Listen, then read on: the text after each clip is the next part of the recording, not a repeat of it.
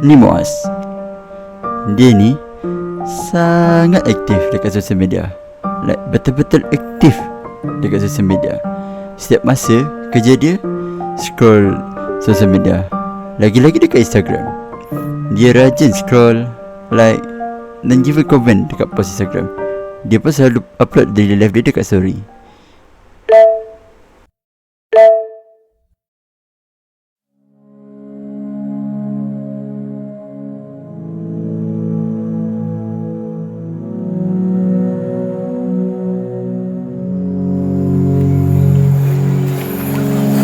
Cikgu, ada apa panggil saya?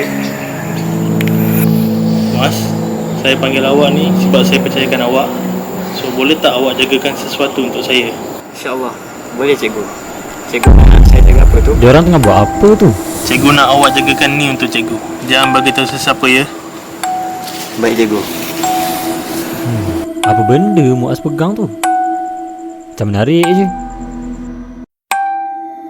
Kau tunggu Muaz. Kau tunggu.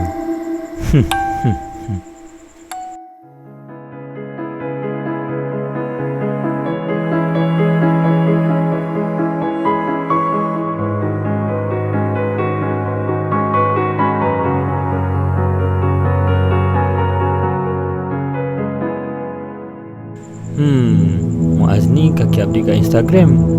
Agaknya ada tak benda tu kat story dia?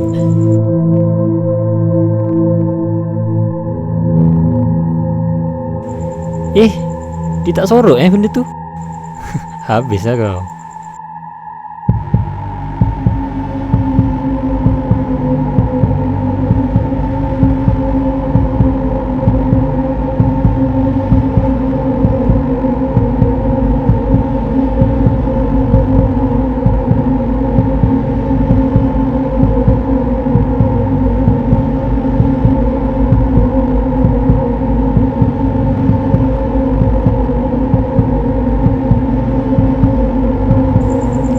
Kantong macam tu je Muaz. Ish.